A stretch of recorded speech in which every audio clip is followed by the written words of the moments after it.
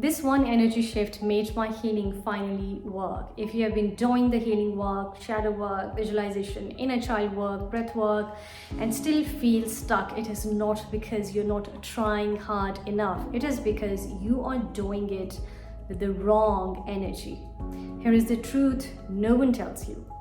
Most healing efforts are powered by self-rejection, the subtle belief that you are broken and need to be fixed. That energy, no matter how sincere, keeps your body in survival mode. I know because I lived there for years, doing the work, but feeling worse. When I stopped trying to fix myself and made one simple energy shift, everything changed. In this video, I'm going to show you what that shift is, how it unlocked real healing for me, and why it might be the very thing your nervous system has been waiting for. Stay with me because this could be the moment your healing actually begins. So, what was the shift that I made? I went from being a victim to being a witness. I stopped identifying as the victim and realized that that pain was mirroring back to me something I needed to let go of. That shift changed everything. I stopped seeing myself as the victim of my pain and started seeing the pain as a mirror, not a punishment. I realized that the emotions, the triggers, and the reoccurring patterns, they were trying to reveal something I was still holding on to.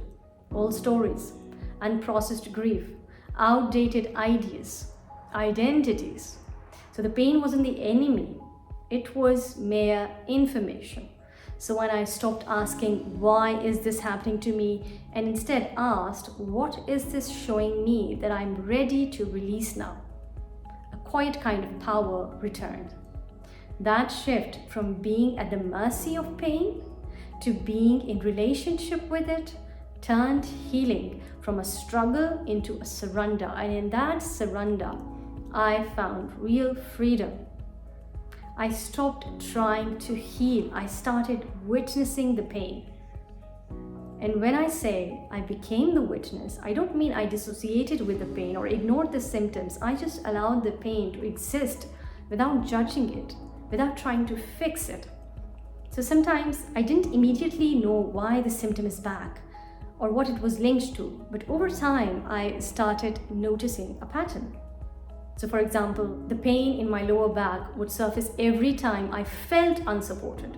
It wasn't just physical, it was energetic tension. The sore throat I kept getting, that was my unspoken truth. The words I never said, the sorrow I swallowed, the conversations I avoided, the truth I suppressed. So when you start paying attention, you start noticing the pattern. The subconscious is hidden, but it speaks through symptoms, thoughts, emotions, patterns. And once you begin connecting the dots, everything starts to make sense. My symptoms became guides. They pointed me towards my subconscious expectations, my subconscious limiting beliefs, and distorted thought patterns around people, situations, even myself. And once I became mindful and began to shift them at the root, healing started to really happen. And the symptoms began to dissolve. They left my body for good. Now let's talk psychology for a second. Many of us live in environments where love was conditional, based on performance, to be good, to be quiet, to be nice, be successful, be strong. So what do? We turn healing into another performance. So we meditate to prove that we are growing spiritually.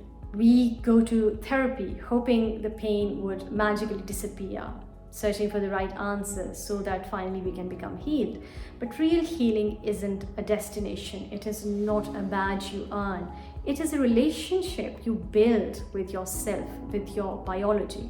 And that relationship requires presence, honesty, and faith. So here's a 3-step practice to becoming a safe space for yourself.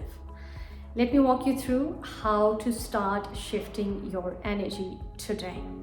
First and foremost, name the energy behind your symptom, behind your pain, emotional or physical. So look at the energy behind that pain. Is it mild but persistent? There may be low-grade frustration or emotional noise in the background you are ignoring. Is it sudden and intense? That often points to a buried trauma or fear that cannot stay suppressed any longer. Is it a chronic agitation like high blood pressure or hypertension? That reflects nervous system dysregulation, often linked to feeling out of control or overly responsible for everyone and everything. Is the pain in your joints or limbs? That might reflect a longing for more freedom, for more movement, for more flow, flexibility in life, but feeling anchored by these duties, roles, and responsibilities. Once you become aware, your intuition starts offering the tools. You don't need to have all the answers at once, just awareness to look honestly and find out the energy signature behind the symptom. Step 2, stop trying to feel better. Start letting yourself feel fully, unfiltered. Stop trying to suppress your feelings. This one's hard. But ironically, the body begins to relax and release once you stop trying to fix your feelings and instead allow them to be. Let them move through you without resistance. That is when integration begins. Number 3, use this affirmation. Nothing in me needs to be fixed, only felt fully and released. Say it out loud and let it land. This is not spiritual bypassing. This is radical self-acceptance, radical self-safety. This is when you stop fighting your own nervous system. So if you've been wondering why nothing is working, maybe it's time to stop trying so hard to heal and start generating a different kind of energy. One that doesn't say, I love myself when I feel better. Just say, I'm here with myself no matter what I feel. That is the shift. That is the doorway. That is the moment everything starts to change. And once that shift happens, healing stops being something you chase. It starts becoming something that emerges naturally from within. Thank you for watching. Stay tuned for more.